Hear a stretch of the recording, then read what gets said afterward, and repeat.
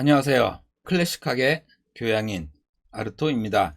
전국의 고등학생, 청소년 대상으로 독서, 책 소개하는 이런 프로그램을 기획했는데요. 그래서 기존에 이제 하던 수업에서 그냥 연장선상에서 책 소개하는 정도로 일단은 시작을 해보려고 합니다.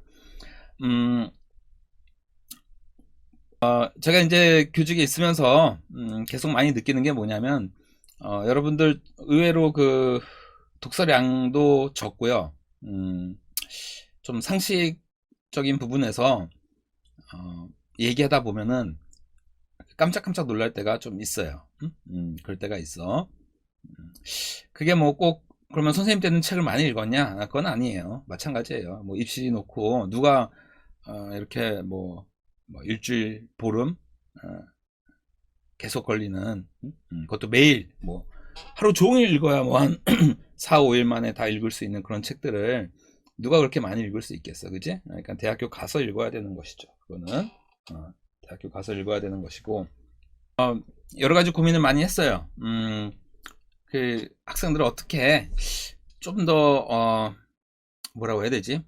효율적으로 좀 상식을 늘릴 수 있는 흔히 말하는 교양이란 게 뭐 이제 좀 많이 들었다, 많이 들으면 또 많이 이렇게 얘기도 나중에 말도 잘 나오고 하잖아, 그지? 그래서 그런 교양을 어떻게 좀 늘릴 수 있을까? 그런 고민을 끝에 최대한 간략하게 책에 대해서 핵심적인 걸 내용 요약도 좋지만은 내용 요약보다도 선생님의 어떤 시각이 좀 들어가 있는, 특히 선생님이 가르치는 정치, 법, 경제, 사회문화 이와 관련해 가지고 또 교과 내용과 관련이 있는 심화 과정이지. 쉽게 말하면 심화 과정. 그런 심화 과정을 어떻게 한번 할 수 없을까? 그 고민 끝에 이제 이런 걸 만들려고 해요. 만들려고 하고 제 목표는 이런 한 15분에서 20분. 오늘은 조금 앞에 얘기가 길 거야. 근데 이제 한 15분을 넘기지 않으려고 그래요. 15분에 짧게 해가지고 한 100편 정도를 만들어 보는 게 제 목표입니다. 언제까지? 한 내년 이맘때까지. 왜냐면은 뭐 학교에 또 계속 일을 하다 보니까 일주일에 한 편 만드는 것도 아마 쉽지 않을 것 같아요. 이제 2학기 때 우리 오프 계약하고 매일 보게 되면은 바쁘잖아, 그지? 그러다 보니까 그래도 일주일에 한 편씩은 꼭 제가 꼬박꼬박 만들어 보려고 합니다. 뭐 성경에도 그런 얘기 있잖아요. 뭐 믿음은 뭐 들음에서 난다라고 자꾸 들어야 돼, 자꾸. 저 사람이 하는 얘기가 왜 이렇게 뭐 이렇게 어려운 얘기를 하지? 이렇게 느낄 수도 있는데 듣다 보면 쉬워져요. 나중에는. 그리고 듣다 보면 이런 얘기였구나. 보통 그게 1년은 걸려요. 1년은. 여러분이 대학교 가서 인문사회학, 뭐 인문학, 뭐 사회학, 뭐 정치학, 뭐 이런 과 갔어. 그러면 생전 뭐 처음 듣는 이런 얘기들이 막 나오니까는 이게 뭔 소리지 싶단 말이야. 뭔 소리지, 그지? 근데 그게 이제 익숙하게 들려서 친구들하고도 이제 그런 대화가 자연스럽게 나오는 게 한 1년은 걸리는 것 같아요. 선생님이 봤을 때는. 음. 좀 빠른 친구들은 책을 많이 읽는 친구들은 더 빠르게 되고 기존의 상식이 좀 많이 좀 이렇게 쌓여 있는 친구들은 더 빠르게 되는 경향도 있고 조금 느린 친구들은 한 2년까지도 걸리고 하는 것 같아요. 근데 대부분은 다 이제 자기 전공에서 한 2년 정도 지나고 나면은 뭐 가뿐하게 그 주제에 관한 토론 정도는 할 수 있는 그 정도 수준은 되거든. 응?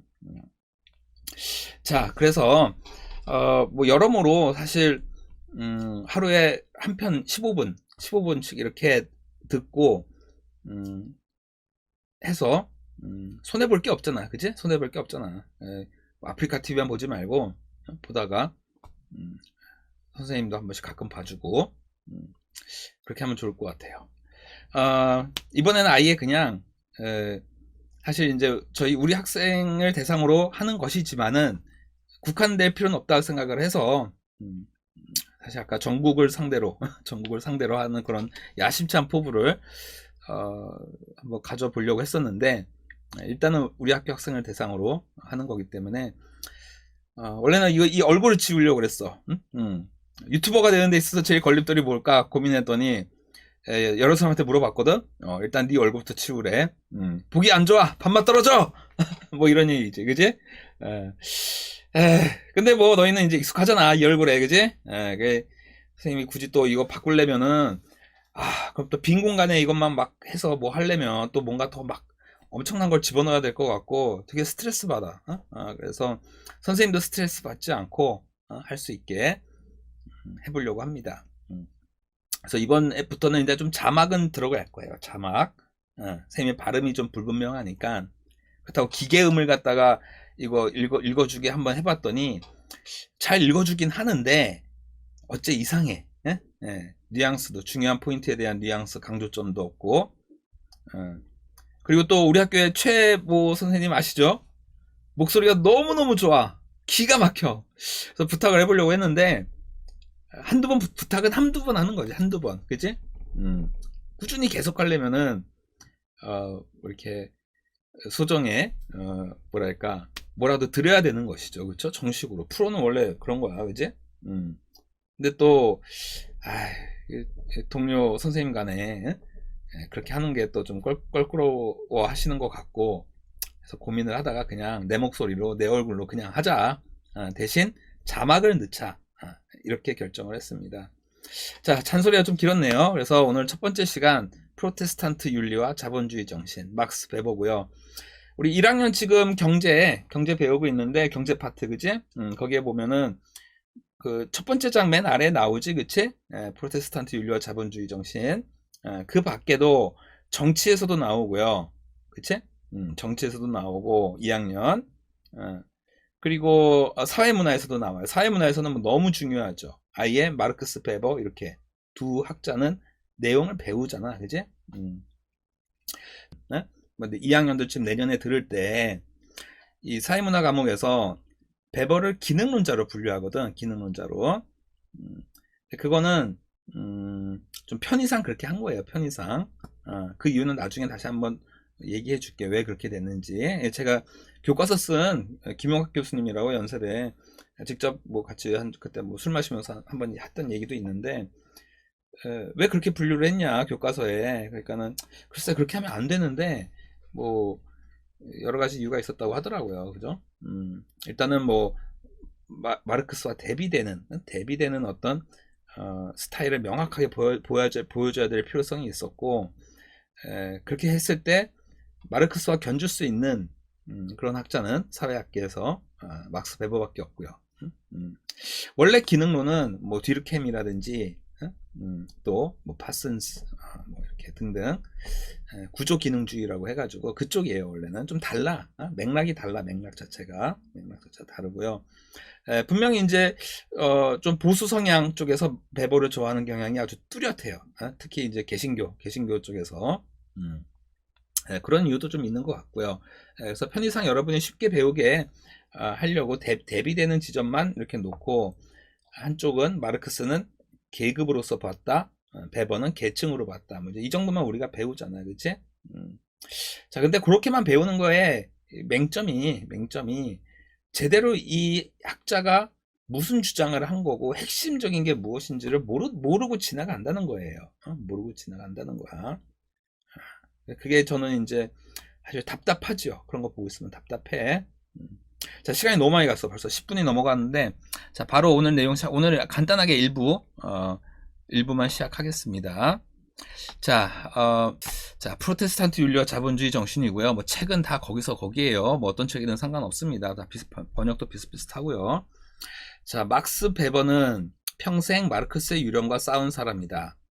마르크스의 생산 양식, 즉 경제적 착취 구조가 사회 모든 영역의 기초로 작동한다는 경제 결정론적 논리에 대항하기 위해 각고의 노력 끝에 탄생한 결과물이 프로테스탄트 윤리와 자본주의 정신이다.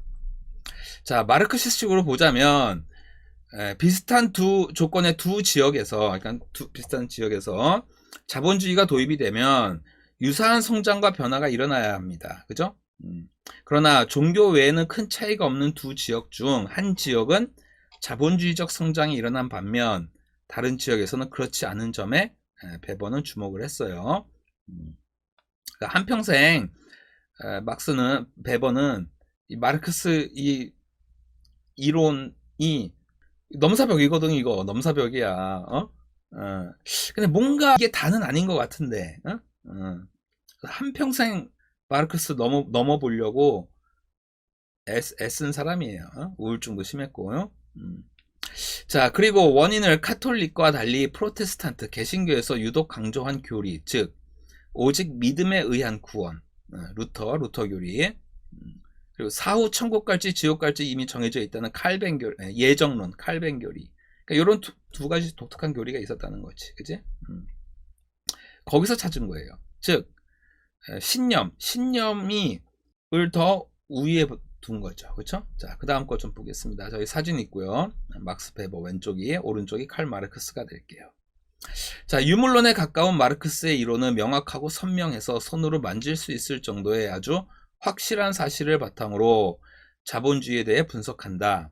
반면 관념론에 가까운 베버의 경우 특정 종교를 믿는 사람들의 신념이 자본주의 성장에 결정적 역할을 했다는 것인데, 사실 물질 세계의 변동 원인이 정실이라는 것을 명확하고 선명하게 제시하기란 대단히 어려운 일이다. 즉 증명이 어렵다. 나는 전교 1등을 할 수 있다는 신념을 강하게 가지고 노력하면 진짜 전교 1등이 될 수도 있지만 아닐 수도 있는 것과 비슷하다고나 할까? 뭐 좋은 예인지 모르겠지만 아무튼, 자, 그래서 베버는 정신과 물질의 인과관계에 그럴 가능성이 높다는 개연성으로 접근한 거예요. 개연성으로 그럴 가능성이 매우 높다 정도로 단정 짓기가 어렵다는 거지, 그치? 자, 예정론 교리를 바탕으로 나에게 주어진 소명, 즉 직업, 소명이란 건 신이 나한테 준 어떤 임무, 미션 뭐 이런 거랑 비슷한 거야. 자, 그걸 통해 최대의 열매, 기독교에서 열매 맺는다고 하는 거거든. 그거를 이제 경제에서는 이윤 뭐 이렇게 볼 수 있겠죠, 그죠? 자, 이윤을 남기고 나 이웃을 위해 사용하는 것만이 구원의 간접적 증거다는 식의 독특한 개신교 교리는 자본주의가 요구하는 노동의 성격과 상호 친화적이다. 즉, 자, 자본주의가 요구하는 어떤 노동의 성격이 있어요. 좀 이따 아래서 얘기했지만, 일단은 단순 노동을 하루 종일 해야 돼, 그지? 그걸 시간당 임금으로 쪼개버렸어. 예전에는 구두 하나를 만들면 자기가 처음부터 끝까지 다 만들었단 말이야, 그죠? 장인들이. 그리고 뭐 하루에 몇 개 만드느냐, 그것도 자기 마음이야. 기분 안 좋은 날은 많이 안 만들 수도 있고, 기분 좋은 날은 여러 개 만들 수도 있고, 그죠? 그리고 이 구두의 가격이, 이 신발의 이 값어치가, 가격이, 인기가 많아. 그러면은 그 장인의 명성도 같이 올라가는 거예요, 그죠? 스트라디바리우스라는 사람 알아요? 바이올린, 뭐 첼로 이렇게 악기 만드는 장인이었는데, 정경화 선생님이 쓰는 스트라디바리우스 뭐 그런 거, 기본 10억은 그냥 넘어가요. 몇십억, 몇백억 되는 것도 있고요. 가격을 매길 수 없는 것도 있어요. 그만큼 완성도가 높고 현대 기술로도 따라갈 수가 없거든. 그걸 만들 수가 없어. 그렇게 나무 키우는 것부터 해가지고 말리고 하는데 10년씩 걸려가면서 만든 그 악기란 말. 그럼 다른 게 뭐냐? 여담이긴 한데, 현악기의 특징이, 옛날에는 마이크 시스템이 없으니까는 소리가 커야 돼. 그래야지 여러 사람이 들을 수 있어, 그지? 근데 소리가 크면은, 웅장하고 크면은 섬세하지가 못해요, 소리가. 근데 음악은 섬세해야 돼. 그래서 섬세하게 만들려고 보면은 소리가 작아져, 음량이.